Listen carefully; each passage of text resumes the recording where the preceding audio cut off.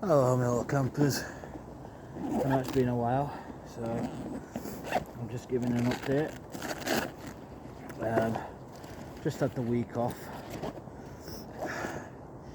Needed it from both work and everything else. And been helping out a very dear friend as well. But you've just got to shod. So just out here tonight, well, in the afternoon, and basically I am here to collect a log because I'm going to then convert it into a Swedish fire torch. So